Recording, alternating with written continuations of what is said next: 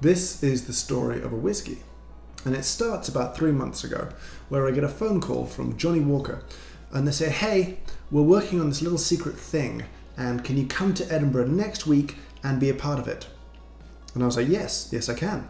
But wait, what's the secret thing?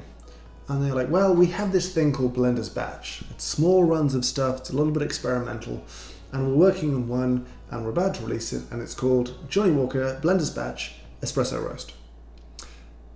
Now I confess, at this moment, I'm slightly skeptical, because espresso roast isn't a term that, in this industry, we've come to see as being particularly appetizing. So I'm a little bit skeptical, but I talk some more, and it's clear that this is an opportunity for me to learn a lot.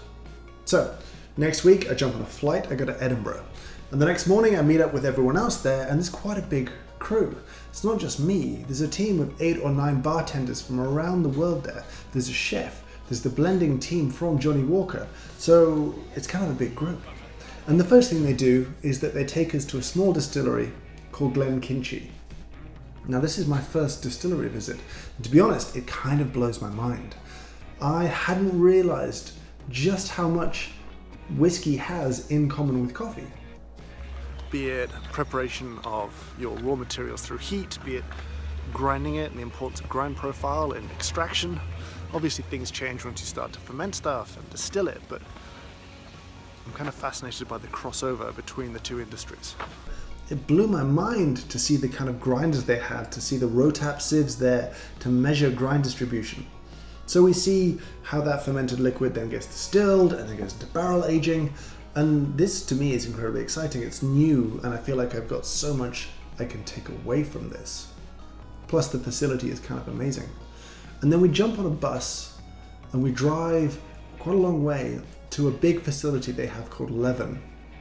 Now it's a huge facility, and right in the middle of it, there's a secret distillery. And this is where they do experimental work, and they've got some super cool stuff, some kind of crazy toys to make delicious things. They can do tiny experiments where we push the boundary. There, we get to taste some interesting stuff. One of the experiments, the experiment that I'm interested in, has involved taking barley. Now usually you'd malt barley, which is starting a germination process, because when a seed germinates, it converts its kind of complex sugars to simple sugars. Those are great because we can turn those simple sugars into alcohol later. But here, they haven't malted the barley, they've roasted the barley quite a long way to quite a deep, dark color. Now this isn't totally new. This is something you might do for drinks like Guinness or porters or dark beers. And you can't use all of this because there's not much simple sugar left because it's all been roasted away. So it can only make up a percentage of whatever you're brewing. But here, I got to taste something super interesting, which is the unaged, freshly distilled make of this deeply roasted barley.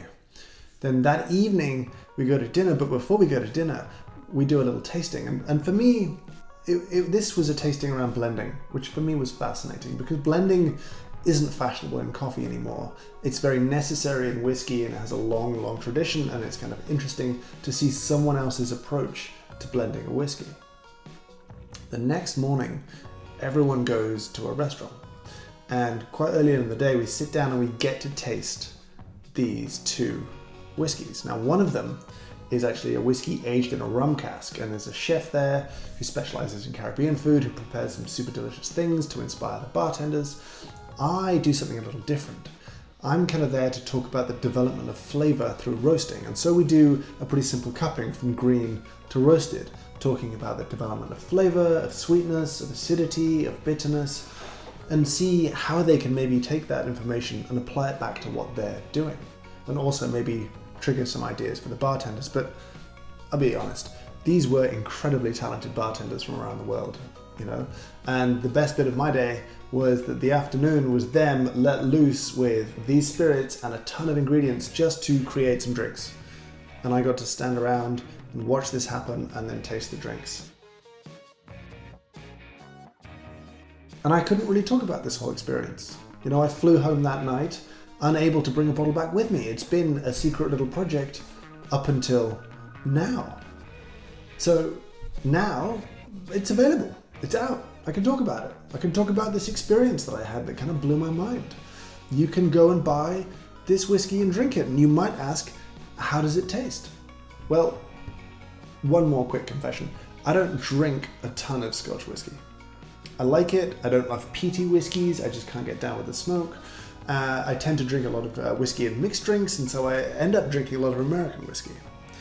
This, however, I found particularly delicious. I was kind of relieved at how much I liked this whiskey. It has this really interesting kind of Maillardy nose, and I know why people would reach for coffee as a descriptor for it. And it's going to got this kind of creamy, rich sweetness to it. It's a very approachable whiskey. It's very delicious. And in the next couple of months, I look forward to kind of creating some recipes with it, having some fun with it. If you want to taste it, well, I'm going to give away a bottle. If you want to know what it's like, leave a comment below, be subscribed, and I'll pick one of you in a couple of weeks and I'll ship you a bottle of whiskey. And I hope you enjoy it. And if you get the chance to taste this, let me know what you think. Leave a comment down below.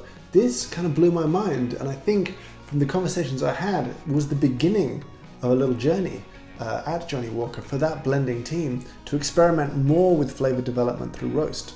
So I'm super interested to see what happens. Anyway, time for me to have a little whiskey.